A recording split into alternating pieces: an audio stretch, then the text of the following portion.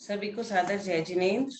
कल हम इष्टोपदेश जो कर रहे थे, हमारा 42 तक हुआ था। अब इसका मंगलाचरण करते हुए 43 से शुरू करते हैं। गंगवाल अंकल, ये पहला वाला जो इसका है वो मंगलाचरण है, वो पढ़ते हुए 43 कर लेते हैं।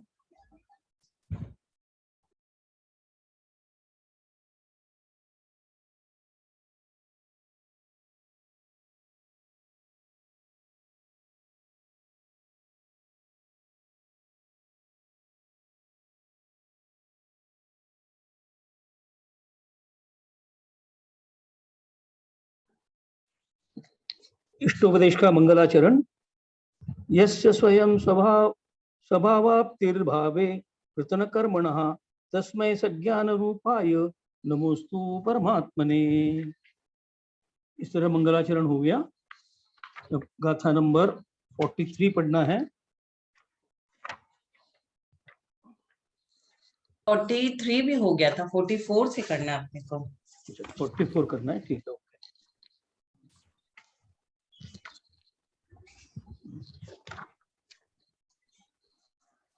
गाथा नंबर 44। अगच्छन्स्त्विशेषाणां विघ्नश्च जायते अज्ञात तद्विशेषस्तु बध्यते न विमुच्यते। निमचंद जी, भाई साहब आए होंगे तो हिंदी पढ़ लेंगे, नहीं तो आप करिए। मैं पढ़ रहा हूँ पद्यानुवाद।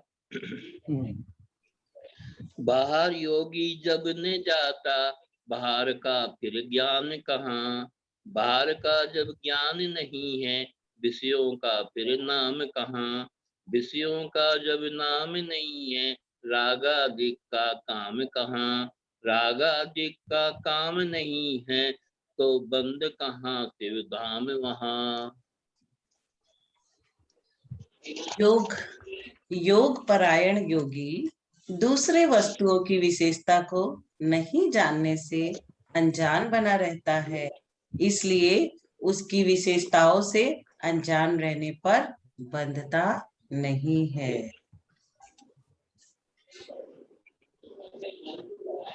45 परस्ततो दुःखात्मा मयित्वात्मा ततः सुखम तत एव महात्मान् तन्निमित्तं कृत्योद्यमः। पर तो पर है समझो भ्राता पर से अति दुख मिलता है, आत्म तो आत्म है बाता आत्म से सुख मिलता है, यही जानकर यही मानकर महामना संत यहाँ आत्म साधना में रत रहते हैं सुख पाने गुणवंत महा। 44 तक आचार्य ने बहुत बढ़िया से समझाने की कोशिश की। 45 में आचार्य ने यह कह दिया कि पर पदार्थ पर है मतलब आत्मा से भिन्न है, इसीलिए दुख रूप है। अपनी आत्मा ही अपनी है, इसलिए वह सुख रूप है। इसलिए महान पुरुष उसी के निमित्त पुरुषार्थ करने वाले होते हैं। महान पुरुष क्या करते हैं? अपनी आत्मा के निमित्त से पुरुषार्थ करते हैं। 46 अविद्वान पुद्गल द्रव्यम योभिनन्दति तस्य तत् न जातु जंतो समीप्यम चतुर्गतिषु मुच्यन्ति। कभी स्वयं पर को नहीं जानना रहा अचेतन ये तन है, फिर तन का अभिनंदन करता मूड बना तुम चेतन है, साथ चलेगा मुझको फिर ना चौगतियों में छोड़ेगा, पापों से जोड़ेगा तुझको भव भव में तू रोएगा। जो अज्ञानी जीव पुद्गल द्रव्य का अभिनंदन करता है, वह पुद्गल द्रव्य उस जीव का चारों गतियों में समीपता कभी भी नहीं छोड़ता।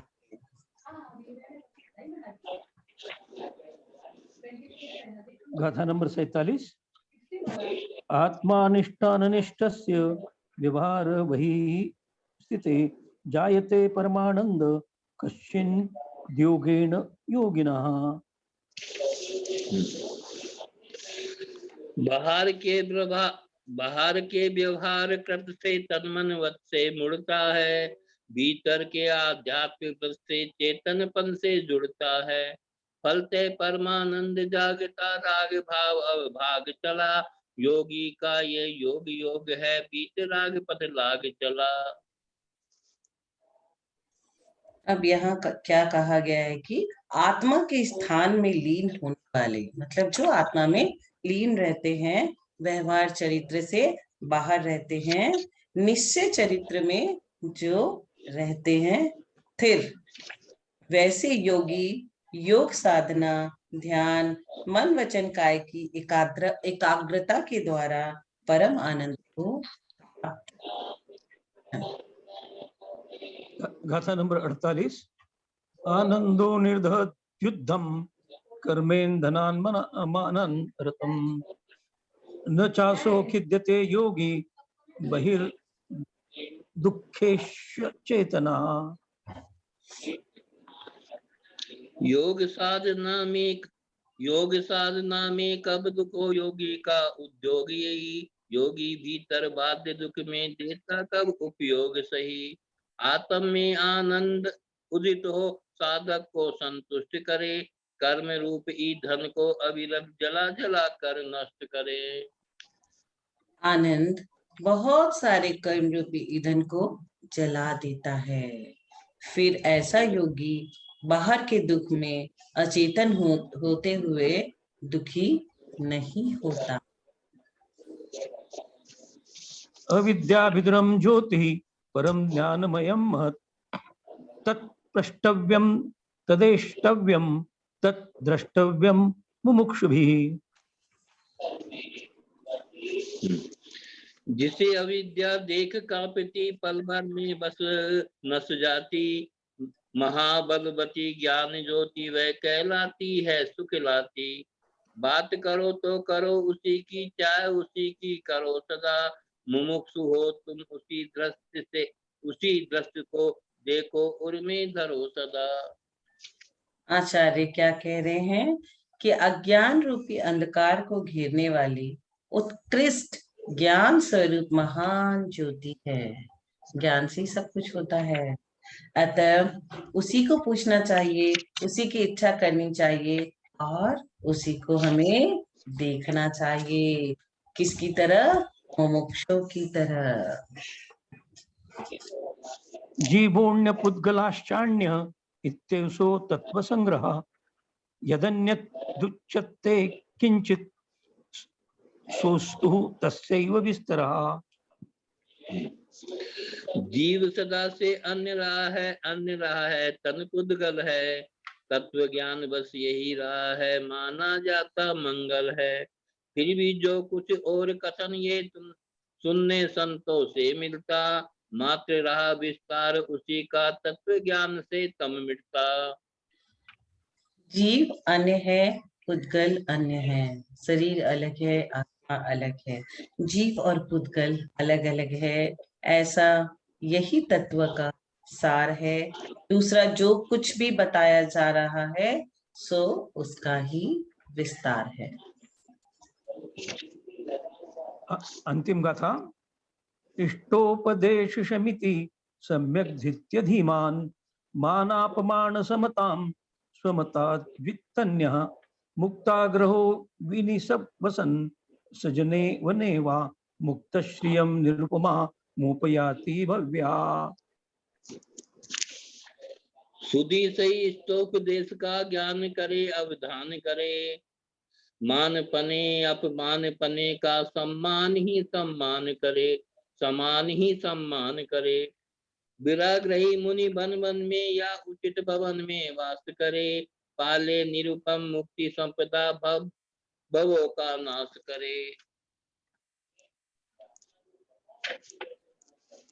आचार्य पूज्यपाद स्वामी अपने अंतिम श्लोक में यह कह रहे हैं कि जो बुद्धिमान भव्य जीव इस प्रकार के इष्टोपदेश ग्रंथ को भली भांति पढ़कर अपनी बुद्धि को फैलाकर ज्ञान से मान अपमान में समानता धारण कर हठी न होकर गांव या जंगल में निवास करते हुए उपमा रहित मुक्ति रूपी लक्ष्मी को प्राप्त करते हैं।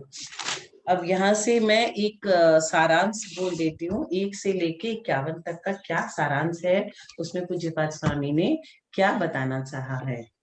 उपादान के बारे में इन्होंने कहा, क्षेत्र काल भाव अनुकूल नहीं है, इस बारे में कहा।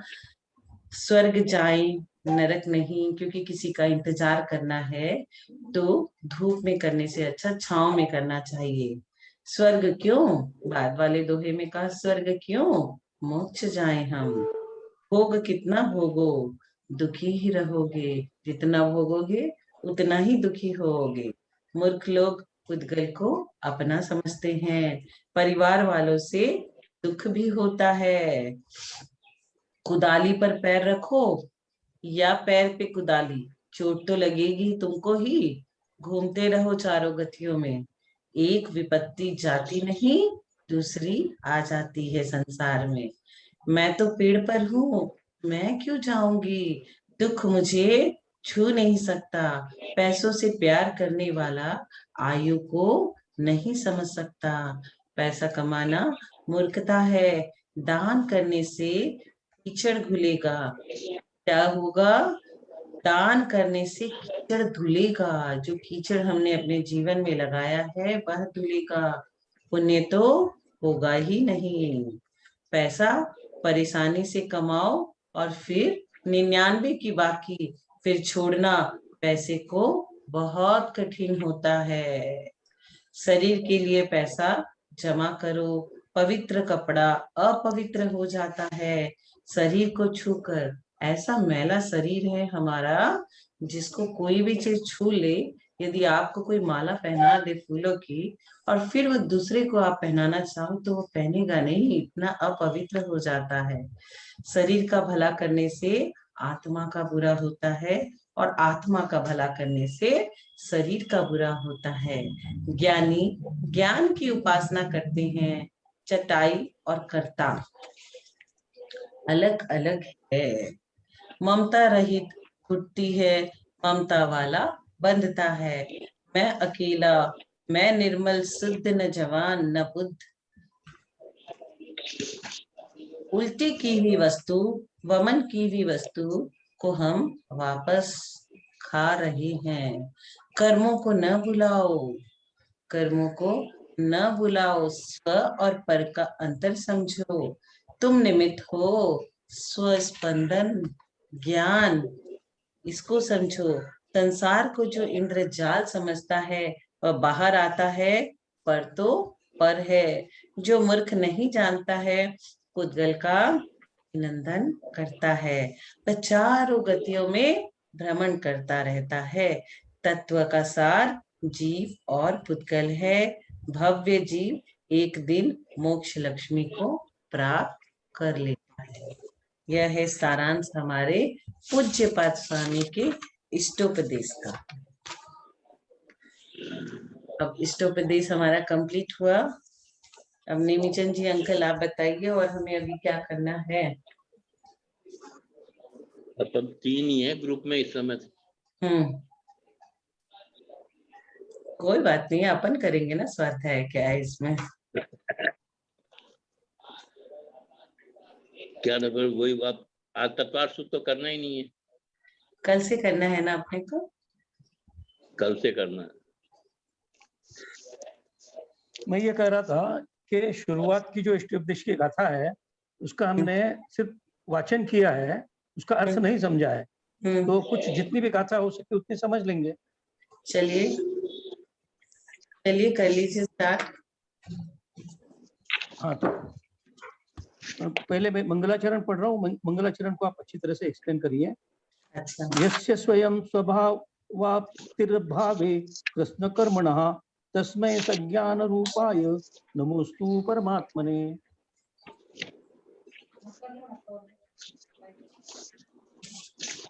स्वभाव प्लस आपति मतलब प्राप्ति। कृत्सन मतलब संपूर्ण, कर्मण मतलब कर्मों का, द्रव्य, भाव और नौकर्म। निमिचंद अंकल, इसमें हिंदी में जो है वो एक बार बताइए।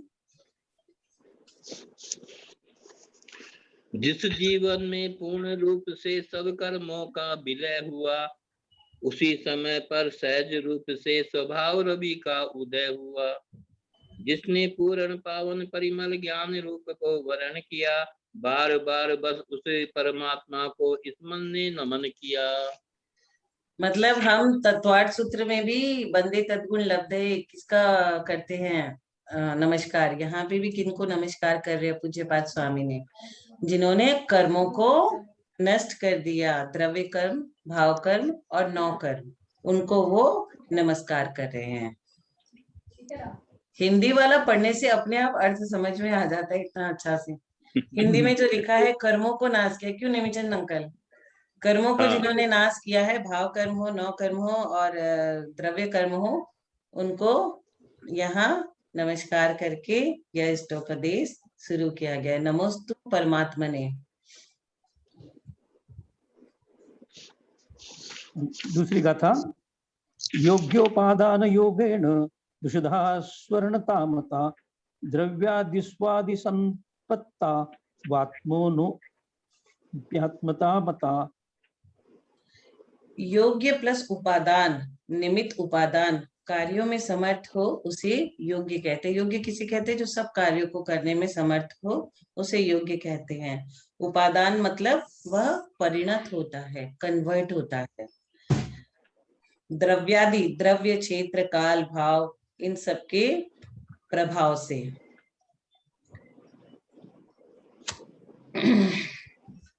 योग्य निमित्त के मिलने से ही उपादान में कार्य की निष्पत्ति या पूर्णता होती है। समस्त उपादान को मिलने से स्वर्ण पाषाण, स्वर्ण पने को प्राप्त हो जाते हैं। स्वर्ण पना क्या हुआ? निमित्त। उसी तरह सुद्रव्य, सुक्षेत्र, सुकाल, सुभव को प्राप्त होते हैं, पर आत्मा भी आत्मपने को प्राप्त हो जाती है। वरम व्रते पदम दैव ना व्रतैर्तव नारकम छाया तपस्तर्योर्भेदः प्रतिपालयतोर्महान्। इसमें ऐसा कहा गया है, वरम व्रते मतलब, वरम मतलब श्रेष्ठ, व्रते मतलब व्रत, जो व्रत धारण करता है ना, उत्तम व्रतों को धारण करता है। पद मतलब स्थान, नाव्रते व्रत मतलब नाव, ना मतलब नहीं, व्रते व्रत, नारकम मतलब जो व्रत को धारण करता है वो देव गति को जाता है, और जो व्रत को धारण नहीं करता वो नरक गति को जाता है। छाया पतस, छाया प्लस आतप प्लस अस्थयो, इससे ये वर्ड बना है छाया तपस्थयो। और अंतर मतलब प्रतिपाल, प्रतीक्षा। महान वह व्यक्ति व्रत के द्वारा देव पद अच्छा है, मतलब जो व्रत करता है वो देव पद को प्राप्त कर लेता है, न कि अव्रती होकर नरक को जाना। इस तरह छाया और धूप में स्थित प्रतीक्षा करने वाले में महान अंतर बताया गया है। यत्र भावा शिवम दत्ते देव कियद दुर्वर्तिनी यो नयत्याशु गव्युत्तिम क्रोशार्धे किम सदी सीदति। यत्र भाव मतलब जो भाव, शिव मतलब मोक्ष, दत्ते मतलब देते हैं, जो भाव से मोक्ष मिलता है, दयो मतलब स्वर्ग, की मतलब कितना दूर मतलब दूर है, यो मतलब जो, नयत्याशु नैति प्लस आशु, गव्यतु मतलब 2 कोस, क्रोशार्ध आधा कोश, किम मतलब क्या, स मतलब वह, सिद्धति मतलब तकलीफ। जिन भावों से मोक्ष की प्राप्ति हो सकती है तो स्वर्ग आसानी से हो जाएगा। मतलब जिन भावों को लेकर के हम मोक्ष के लिए कल्पना करते हैं, जैसे आपको फल उगाना है या सब्जी उगानी है तो घास तो अपने आप उग जाएगी, उसी तरह से यह कहा गया है। रसिक जनमा रसिक जमनांतकम दीर्घकालो पलालितम नाके न कौकसाम सौख्यम नाके नौककाश सामिव।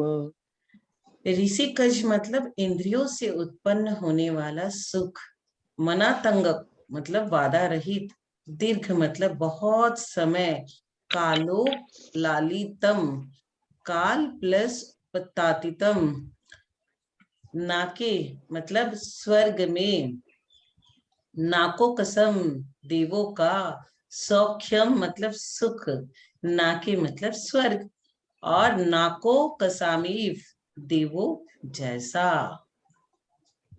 इंद्रियों से उत्पन्न होने वाला सुख, बाधा रहित, बहुत समय तक भोगे जाने वाला, स्वर्गों में देवों का सुख, स्वर्ग के देव के जैसा।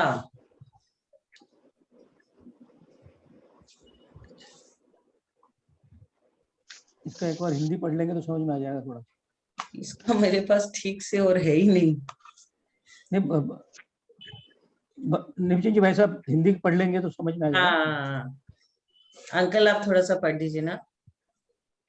इसी का 5 नंबर वाला। 5 नंबर ठीक है।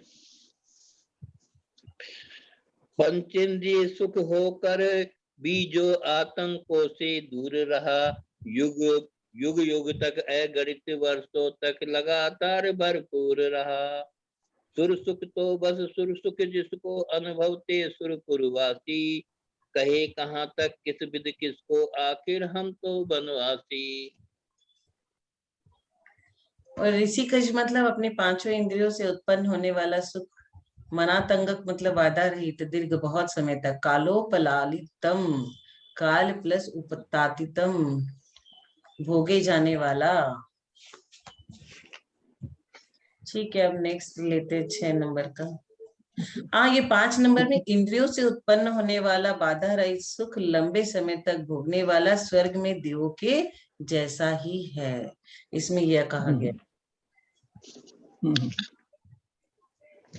वासना मात्र में वै ततः सुखम दुखम च देहिनाम तथा यु द्वेज यन्ते भोगा रोगा इवापदी।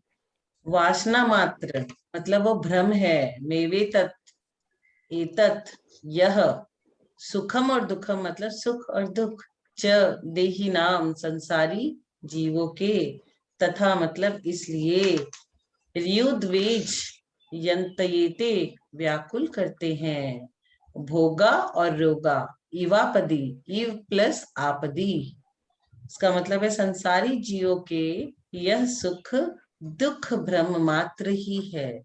ये जो सुख है ना वो भ्रम मात्र है, इसलिए ये संसारिक भोग रोग के साथ आपत्ति के समय में व्याकुल करते हैं, अथवा आपत्ति के समय में रोग के जैसे व्याकुल करते हैं।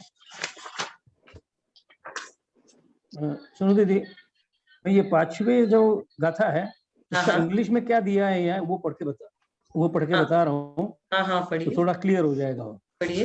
The happiness that is enjoyed by the residents of heavens, apparent to the senses, is free from। आ रहा है ना? हाँ आ रही है। The happiness that is enjoyed by the residents of the heavens, apparent to the senses, is free from disturbance, literally diseases, enjoyable for very very long period of the time, and is without a parallel outside the heavens। मतलब स्वर्ग में जो सुख हमको मिलता है वो बिना रोग बिना बाधा के मिलता है, और जैसे स्वर्ग में सुख मिलता है वैसे और कहीं भी नहीं मिल सकता, ऐसा इसका मतलब है। अभी आपने छठी गाथा का पढ़ लिया, इसका नोट है वो पढ़ लो। हाँ, the pleasures of heavenly life are but sense produced, though they are not to be found outside the heavenly region, and are exceedingly delightful. The duration of the life too is incomparably longer in the heaven than on the earth, and it is therefore true that the heavenly pleasures are enjoyable for much longer period than the pleasures of the world. बस क्योंकि वहां आयु ज्यादा होती है स्वर्गों की, तो लंबे समय तक सुख चलता है। मिनिमम आयु 10,000 वर्ष, मैक्सिमम 33 सागर, तो वो लंबे समय चलता है। और वहाँ रोग वगैरह कुछ होता नहीं है, कोई कुछ पीड़ाएं नहीं है। कुछ नहीं।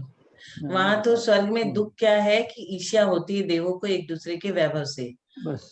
और दूसरा 6 महीना पहले जब उनको पता चल जाता है, उनकी माला मुरझाने लगती है कि अब हमारा समय खत्म हो गया, तब उन्हें रौद्र ध्यान वो बहुत उस समय परेशान हो जाते हैं कि अब सब वैभव छोड़ना पड़ेगा। और अगली गाथा, मोहेन संवृत्तम ज्ञानम स्वभावम लभते नहीं, मत्तः पुमान् पदार्थानाम यथा मदन को द्रवे। मोहेन मतलब मोह के द्वारा, संवृतम मतलब ढका हुआ, स्वभाव अपना निज का स्वभाव, लभते मतलब प्राप्त, न मतलब नहीं, मत्तः मतलब मदहोश, पुमान मतलब पुरुष, पदार्था नाम मतलब तत्वों वस्तु, यथा मतलब जिस प्रकार, मदन मतलब नशीला, कोद्रवे कोदो चावल होता है ना, उसमें उसको जब धोते हैं तो उसमें से नशा कम हो जाता है कोदो चावल का। तो मोह के द्वारा ढका हुआ, किसके द्वारा? मोह के द्वारा ढका हुआ ज्ञान होने से स्वभाव की प्राप्ति नहीं हो पाती है। जिस प्रकार नशीला कोदो को खाने से मतवाला पुरुष पदार्थ का ज्ञान नहीं कर पाता। नेक्स्ट, वपुर्ग्रहम धनम दारा पुत्रा मित्राणि शत्रवः सर्व धान्य स्वभावाणि मूढ़ स्वाणी प्रपत्ति। वपुर गृह मतलब शरीर, घर, धनम दारा स्त्री, दारा मतलब स्त्री, पुत्रा मतलब पुत्र, मित्राणी मतलब मित्र, और शत्रुवः मतलब शत्रु। सर्वथा, और ये जो वर्ड बना है सर्वथान्य स्वभावानी मतलब सर्वथा प्लस अन्य प्लस स्वभावानी, मूढ़ मतलब मूर्ख। इसका क्या अर्थ हुआ? शरीर, धन, स्त्री, पुरुष, मित्र, शत्रु, ये सभी सब प्रकार से अन्य स्वभाव वाले हैं। मूर्ख या मिथ्या दृष्टि अपना मानता है इन सब चीजों को। मतलब अगर हम अपनी स्त्री, अपने पति, अपने बच्चे, अपने शत्रु, अपने मित्र को अपना मान रहे हैं तो हम क्या है? मूर्ख। और मूर्ख ही नहीं, मिथ्या दृष्टि है। जैनी में सबसे बड़ी गाली क्या है? मिथ्या दृष्टि। किसी को बोल दो तो मिथ्या दृष्टि हो, अगर उसको ज्ञान है तो बहुत जोर से बुरा मान जाएगा उस बात का। लेकिन हम तो इस हिसाब से मिथ्या दृष्टि हो गए, संसार के बंधनों में बंधे हैं और सबको अपना मानते हैं। पूज्यपाद स्वामी ने हमें ही मूर्ख साबित कर दिया है इसमें। उनके हिसाब से तो मूर्ख ही है। हम मूर्ख भी है, मिथ्या दृष्टि भी है, ऐसा लग रहा है इसको पढ़ करके। ये बात सही है, लेकिन इस जन्म में मतलब इसमें है जो मतलब जन्म लेने के बाद में तो ये तो निश्चित होगा ही होगा। इसका क्या वो है सोल्यूशन? इसका सोल्यूशन तो ये है कि मतलब आप है जो बीतरागी हो जाओ, और सभी बीतरागी हो गए तो फिर क्या काम होगा ये बताओ। सब काम होगा, आप होइए ना वितरागी। यहाँ पे इतने जीव है कि सिद्ध सारे जीव, सारे भव्य जीव कभी भी सिद्ध नहीं बन सकते, ऐसा भी शास्त्रों में आ चुका है कि इतने ज्यादा भव्य जीव है। भव्य की तो बात ही मत करो आप, वो सारे के सारे कभी सिद्ध नहीं बनेंगे। तो संसार से सारे जैन अगर बीतरागी हो भी जाए, हाँ, तो इनसे तो बहुत ज्यादा संख्या दूसरों की है, वो तो बीतराग हो ही नहीं सकते। ये यहाँ तक कि अपने सितंबर लोग भी बीतराग नहीं हो सकते। हाँ, भावलिंगी है कि द्रव्य लिंगी है वो भी तो देखना होगा हमें। निश्चय से है, व्यवहार से, ये सब देखना होगा हमें। नहीं, थोड़ा सा दुखी हो गए हैं क्या अंकल? 8 नंबर का पढ़ के थोड़ा सा दुखी हो गए हैं कि अपने आप को हम चतुर्थ गुण स्थान में समझते थे।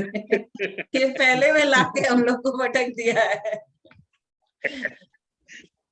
नहीं, वैसे देखा जाए तो अपन तो सब है जो मतलब प्रथम गुण स्थान में ही है, चतुर्थ गुण स्थान में तो अपन पहुंचे ही नहीं। देख लीजिए अंकल, क्या बात कर रहे हैं आप। आप मोह को थोड़ा सा, राग को कम करो, चतुर्थ में पहुंच जाओगे। स्त्री से थोड़ा राग कम, पुत्र से, पुत्री से, सबसे थोड़ा थोड़ा राग कम करो, चतुर्थ गुण स्थान में पहुंच जाओगे। हम लोग जब धर्म ध्यान में लग जाते हैं या हम जब सामायिक वगैरह करते हैं तो कुछ क्षण के लिए, कुछ समय के लिए हम चतुर्थ स्थान में पहुंच जाते हैं और फिर वापस से पटक के पहले में आ जाए। हाँ, ये बात लेकिन सही। उस समय भी मन इतना चंचल रहता है कि वो एक जगह टिकता ही नहीं है। टिकता ही नहीं है, पक्की बात है। लेकिन सम्यक दर्शन के 8 अंग है ना, कि वात्सल्य वाला अंग, हम उसे देख करके अपने घर वाले को उस रूप से प्यार करें, वात्सल्य वाले अंग से, न कि ये मेरा पत्नी है, ये पति है, ये बच्चा है। लेकिन ये घर वालों के लिए लागू नहीं है, तो सबके लिए लागू है। अगर पड़ोस का बच्चा अगर अपने बच्चे को पीटने लग जाए तो अपन लड़ने लग जाएंगे। वही तो नहीं होना चाहिए। सच कौन है उसमें, उसको खोज करके उसके फेवर में डिसीजन देना, ये सबसे बड़ी चीज है।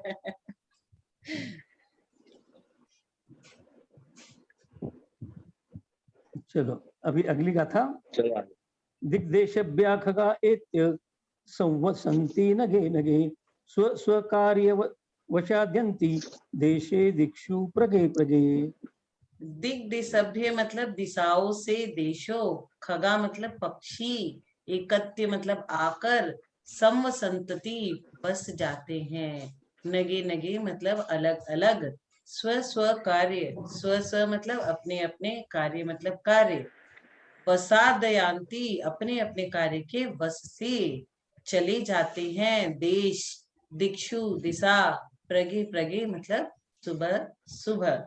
इसका मतलब है देश और दिशाओं से पक्षी आकर अलग अलग स्थानों पर रात्रि में विश्राम करते हैं, फिर सुबह होने पर अपने अपने कार्यों के वश से देश और विदेश की दिशाओं में चले जाते हैं। उसी तरह अनेक अनेक पदियों से मनुष्य आकर एक परिवार में, अनेक प्रकार की गतियों से मनुष्य आकर के एक परिवार में रहते हैं। कोई कहाँ से आया, कोई कहाँ से आया, फिर वह परिवार बन गया और वहां पे रहते हैं।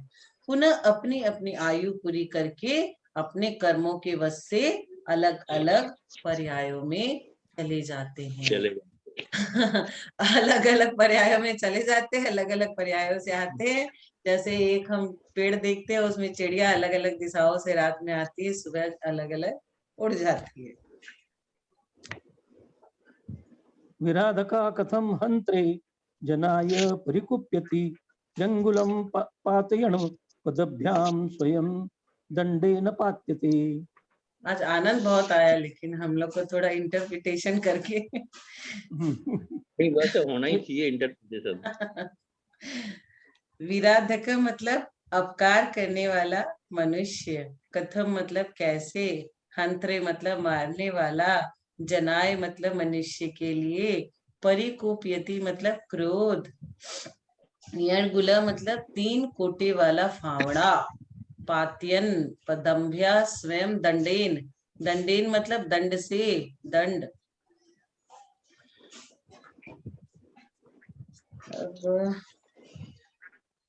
अपकार और दुश्मन मनुष्य के कैसे मारने वाले मनुष्य के लिए क्रोध कर सकता है, क्योंकि फावड़े को पैरों के द्वारा गिराया हुआ मनुष्य एवं लकड़ी के बेत के द्वारा गिराया जाता है। अपकार और दुश्मन मनुष्य के से मारने वाले मनुष्य के लिए क्रोध कर सकता है। फावड़ा की इसमें इसको मनुष्य के क्रोध की तुलना फावड़ा से की गई है, क्योंकि फावड़े को पैर के द्वारा गिराया हुआ मनुष्य स्वयं लकड़ी के बेत के द्वारा गिराया जाता है। इसका इंग्लिश पढ़ लेता हूँ मैं एक बार। हाँ। Why should the evil doer become angry with him who takes revenge on him? जो खराब काम करता है वो क्यों मतलब गुस्सा करना चाहिए, उसने रिवेंज लेना चाहिए। He who pulls down the triangura with both his feet is himself felled to the ground through its instrumentality. This is but just it therefore does not become one to get angry. The Trangura is an instrument so constructed that if a man holds it with both his hands and then tries with his feet to pull it down to the ground, it will overthrow him at once. The Acharya linkens the action of evildoer to the result of pulling down the Trangura. The evil one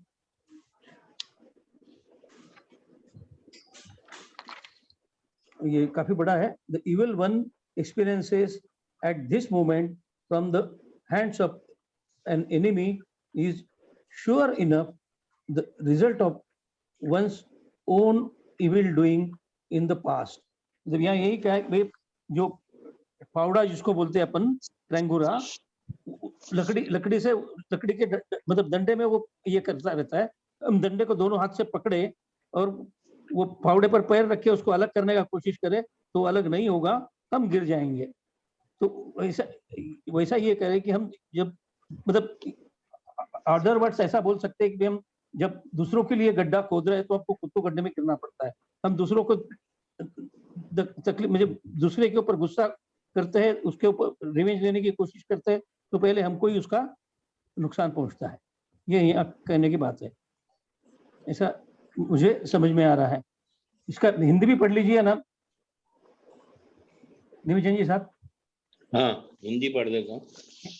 हाँ. हत्यारा यदि हत्या करता तुम क्यों उस पर क्रोध करो, हत्यारे तो तुम भी हो फिर कुछ तो मन में बोध करो.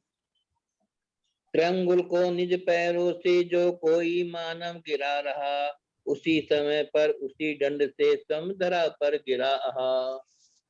वही मतलब है. वही मतलब है कि क्रोध न करे. अगर कोई आपकी हत्या भी करने आ रहा है तो आप उसके ऊपर क्रोध न करे. नहीं, उसमें ये भी तो कहा कि तुम खुद भी तो है जो मतलब हत्यारे हो. तुम खुद भी हो, इसीलिए तुम कैसे उस पर क्रोध कर सकते हो. हाँ. और लेना है क्या? और समय हो गया है. समय तो नहीं है. समय तो हो गया. कल क्या तत्वार सूत्र लेना है क्या? कल से तत्वार सूत्र ले लेते हैं अपन. आज तो हो गया ना, पूर्णिमा खत्म हो गई. 9 बजे प्रथमा अभी प्रथमा चालू है. हाँ, तो कल से अपन ले लेंगे. कल द्वितीय आ जाएगी. कल का द्वितीय बताइए. 9:02 से तो एकदम शुरू हो गई. कल से द्वितीय आ जाएगी तो अपन कल ले लेंगे तत्वार सूत्र. आज भी ले सकते थे. आज ये वाला अपना कंप्लीट नहीं हुआ था इसलिए सोचा ये कर लेते हैं आज. लेकिन अच्छा